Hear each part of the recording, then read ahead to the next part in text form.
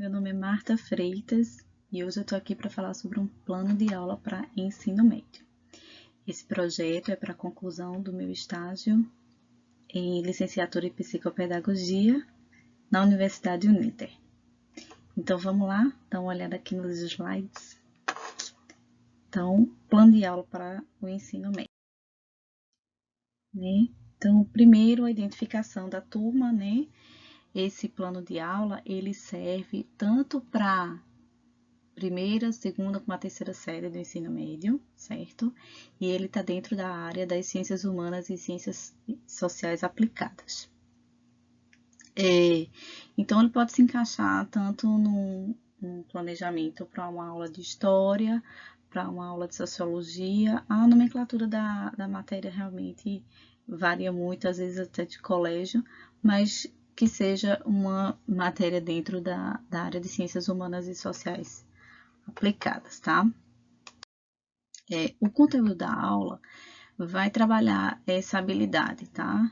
EM, Ensino Médio 13, CHS, Ciências Humanas Sociais 605, que é analisar os princípios da Declaração dos Direitos Humanos, recorrendo às noções de justiça, igualdade e fraternidade. Identificar os progressos e entraves à concretização desses direitos nas diversas sociedades contemporâneas e promover ações concretas diante da desigualdade e das violações desses direitos em diferentes espaços de vivência, respeitando a identidade de cada grupo e de cada indivíduo. Então, vamos lá. Analisar, Aqui, vou pegar aqui, analisar, certo? Os princípios da Declaração dos Direitos Humanos, certo? Recorrendo às noções de justiça, igualdade e fraternidade, que são noções que com certeza vão vir sendo trabalhados ao longo de toda a educação escolar, mas que nessa faixa etária a gente pode aprofundar os conceitos, Identificar progressos e entraves à concretização desses direitos. A gente sabe que os direitos, eles existem, mas eles precisam ser concretizados através do seu exercício legal.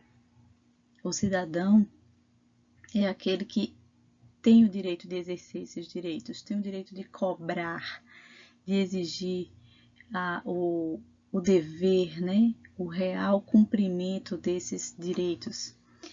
Então, identificar os progressos e entraves a essa concretização de direitos nas diversas sociedades contemporâneas, E promover ações concretas. Por quê? Porque a gente trabalha também a questão do protagonismo, Eles perceberem que eles, como cidadãos, eles são promotores do exercício, da cobrança, mas também da promoção dessas ações concretas diante das desigualdades e das violações desses direitos.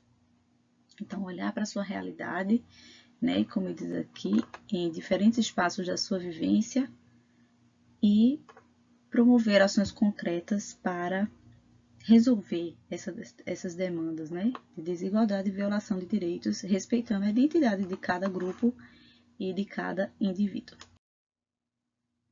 As competências trabalhadas, dentre as competências gerais,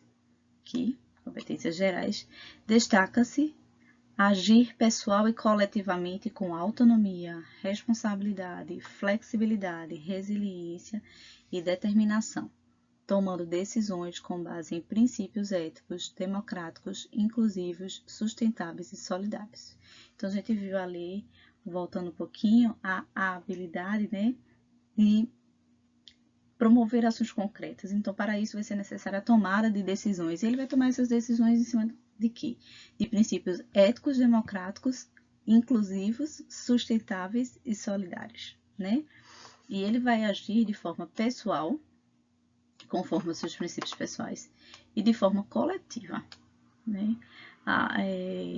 integrando dentro do grupo a melhor decisão para todos.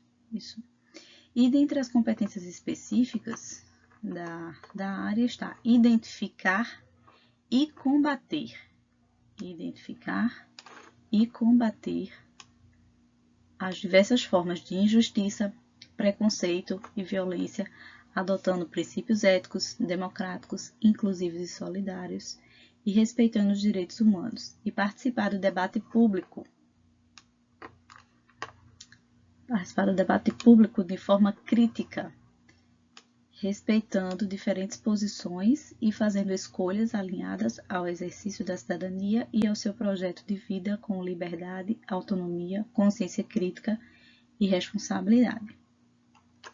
Então, o jovem ele precisa olhar para a sua realidade de forma crítica, mas não só problematizar a sua realidade, mas ele também encontrar soluções, né? Dentro dos princípios que já vimos, éticos, democráticos, inclusivos e solidários, e respeitando os direitos humanos, para combater essas diversas formas de injustiça, preconceito e violência, né? E fazer essas escolhas alinhadas ao exercício da cidadania. Muito bem. Os objetivos dessa aula, né? Eu sempre costumo usar a taxonomia de Bloom, para ter um parâmetro, né, dos objetivos a serem alcançados. Então, a princípio, relembrar e entender os conceitos relacionados aos direitos humanos, né, cidadania, exercício dos direitos e deveres, como a gente viu, ele vai precisar ter o conhecimento prévio desses conceitos para poder compreender melhor o debate que está sendo colocado na problematização das situações.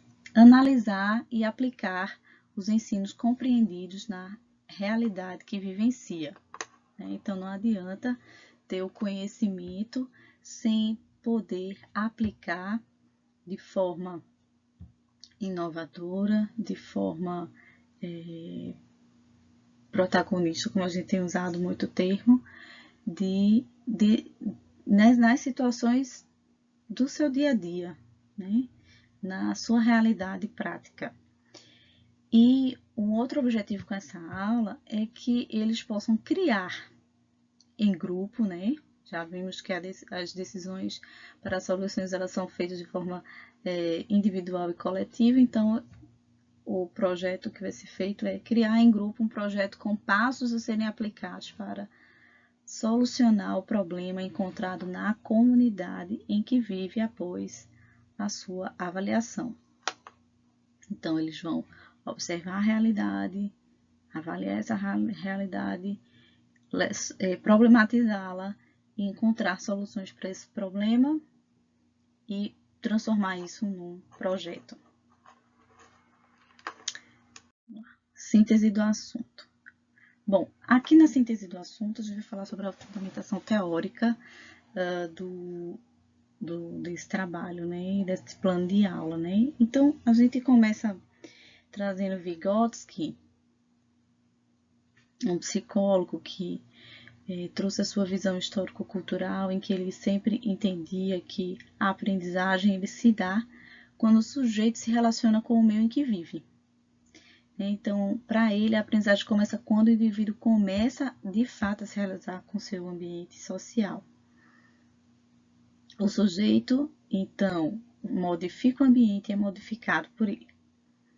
Então, nesse sentido, vemos a importância do aluno construir sua aprendizagem de modo a desenvolver seu olhar crítico em relação ao meio que o cerca. Veja, Vygotsky traz a ideia da mediação do professor quando ele media essa relação do aluno-aprendiz com a sua história, com a sua relação social, né? E na medida em que ele faz essa vivência do seu ambiente, né? Ele vai, então, construir sua aprendizagem, né? Ele vai perceber suas debilidades e buscar soluções para os problemas encontrados. É uma habilidade que deve ser trabalhada no aluno dessa faixa etária.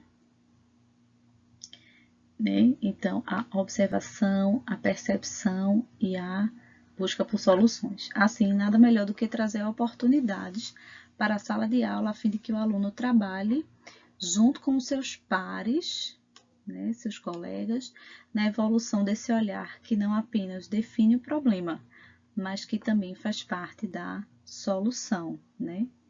Falei, não adianta a gente dizer a eles que eles precisam ser críticos, que eles precisam problematizar a realidade deles, que eles precisam perceber quais são os problemas envolvidos, sem também fazê-los entender a responsabilidade deles na construção dessa solução. Por isso, pensou-se na possibilidade de, após a discussão em sala da temática apresentada, que fossem formados grupos, né? E nesses grupos vão ser trabalhadas estratégias de solução de problemas na comunidade. E a gente vai utilizar uma metodologia para o trabalho em grupos chamado Design Thinking, tá? Não sei quantos são conhecidos dessa metodologia, certo? Ela vem da área de design, mas ela tem sido muito utilizada no ambiente escolar. É uma forma de metodologia ativa, como foi dito, né? Então, o aluno ele não é passivo nessa aprendizagem, ele é ativo e ele é um conjunto de ideias e insights para abordar problemas relacionados a futuras aquisições de informações, análise de conhecimento, proposta de soluções, certo? Ele vai, então, desenvolver um projeto e deixar a criatividade fluir para a geração de soluções e razão para analisar as soluções dentro de um contexto. Tá? Então, vamos lá. Após a divisão dos grupos em sala, os integrantes deverão se reunir e aplicar as 5 etapas do referido método. Tá? As 5 etapas são a descoberta, interpretação, criação, experimentação e evolução. Na descoberta e interpretação, os alunos deverão observar o ambiente comunitário em que vive, né? Pode ser o bairro, a cidade, o estado, o país como um todo, enfim, e perceber as problemáticas locais. Na criação, eles vão muito provavelmente se utilizar de uma metodologia também chamada brainstorm, né, de ideias, em que eles vão então deixar as ideias fluírem. Como é que a gente pode resolver esse problema? Como é que essa situação pode ser melhor compreendida e como é que a gente pode trazer realmente uma solução prática e efetiva para essa situação? E aí, depois de feito esse brainstorm, eles vão para a etapa da experimentação, né, em que de fato eles vão separar aquelas que realmente são realísticas, realmente que podem ser aplicadas. Em sendo aplicadas, quais delas realmente melhor se adequam, podem ser aplicadas, podem ser ter um retorno, um benefício mais rápido ou não, talvez mais a longo prazo, mas um pouco mais efetivo. E por último, a etapa da evolução, onde diante da observação da experimentação, então eles vão vendo mais ou menos o que é que se encaixaria melhor ali naquela situação, eles vão então propor passos para a ocorrência, né, dessa solução, para a aplicação dessa solução na situação em concreto. Então, como eu falei, né? Então, assim, para Vygotsky, o professor é um mediador na aprendizagem, fornecendo as condições e oportunidades para que o aluno possa desenvolver o seu potencial. O professor se coloca como uma fonte de suporte e de orientação, enquanto os alunos protagonizam seus estudos e aprendizados. E a gente também vai utilizar em sala para melhor fundamentar, né, a importância de se perceber os direitos e que essa luta ela precisa ser feita porque os ganhos de direitos, né, são ganhos históricos. Todos vieram de grandes lutas, de desafios que foram lançados e as pessoas, os indivíduos trabalharam para que aquilo acontecesse. Então, a gente vai trabalhar um livro chamado A Luta pelo Direito, de um jurista chamado Jhering, né? Rudolf von Jhering. Ele é um jurista alemão. Ele tem muita influência no direito brasileiro, mas entre 1860 e 1880, ele influenciou aqui em Pernambuco a Escola Filosófica do Recife, que tinha como líder o Bispo Barreto. Não sei quantos sabem, mas a Faculdade de Direito do Recife é uma das primeiras fundada no Brasil. Então, historicamente, muitos juristas, filósofos e pensadores passaram por essa faculdade, e Jhering foi um desses que influenciou, né, esses pensadores do direito. E é um livro pequeno, é um livro fácil de ler, e o texto relata justamente o fato de que os direitos são construídos a partir das lutas pela sua efetivação. O exercício do direito realiza o papel do ser humano como cidadão na estrutura social de que faz parte. Por isso, a importância de se conhecer os direitos, né, que possui e lutar pelo seu real cumprimento. O desenvolvimento da aula, então, vai ficar assim em termos de estrutura de aula, né? Então, primeiro, eles vão ter lido o livro antecipadamente, né? Isso é uma coisa que eles vão fazer extra sala, extra aula, e eles vão trazer todo esse debate, toda essa conversa para o que eu chamei de roda de conversa, né? Em que sim, a gente pode sentar em círculo, em U, como melhor puder disponibilizar ou dispor a sala em termos de configuração, e lá trazer as ideias, né, que mexeu com cada um, o que é que cada um percebeu do texto, trazer a sua interpretação, as suas convicções, se algo chocou, aquilo que foi falado. Realmente eles poderem, através da expressão oral, eles colocarem todas as suas ideias, suas argumentações em relação ao tema que está sendo apresentado, né? Depois a gente vai ter um tempo sobre a apresentação de conceitos ou uma reapresentação de conceitos, né? Na verdade, uma revisitação de conceitos em relação ao que é justiça, cidadania, direitos, a dicotomia entre direito e deveres, né? Importante ter esse conhecimento, né? O que são direitos humanos, né? Os direitos fundamentais. Então, é preciso revisitar esses conceitos para ter uma melhor compreensão do texto e do que é que está se solicitando em relação à vivência agora na divisão dos grupos. Ele se divide, dependendo do tamanho da turma, pode se dividir entre 5 alunos, né? 6 no máximo, mas acredito que entre 4 ou 5 alunos ali seria interessante.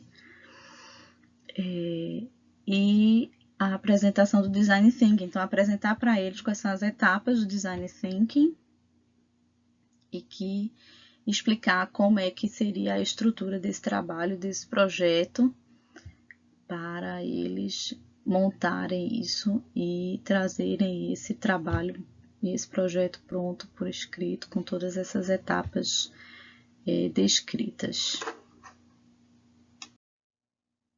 A avaliação vai ser feita justamente o documento produzido, né, que é esse projeto, vai ser avaliado, vai ser analisado após a realização do trabalho em grupo, e a avaliação contínua, né, do engajamento dos alunos nas aulas, nas atividades propostas. Então, durante o debate, né, a roda de conversa, se realmente se interessou, se participou, se conseguiu se colocar, se fez a leitura do texto, né? A gente consegue aí pelos comentários perceber se realmente houve uma leitura mais atenta desse texto. Então, tudo isso precisa ser observado e registrado pelo professor em sala. Os recursos são bem breves, né? Que é a leitura do texto proposto e a própria sala de aula, já que o trabalho em grupo, né, vai ser feito de forma exterior, né? Então, aqui para vocês verem, né, uma capinha do livro, nem todo mundo conhece esse livro, mas ele é mais conhecido de fato pelo pessoal da área jurídica, mas é um livro muito interessante de ler e acredito que em 2 aulas de 50 minutos, depende muito do engajamento da turma, a gente finaliza esse plano de aula e esse projeto. Claro que a entrega do trabalho será em tempo posterior. E é isso. Obrigada por ficar conosco até o fim. Tchau, até mais.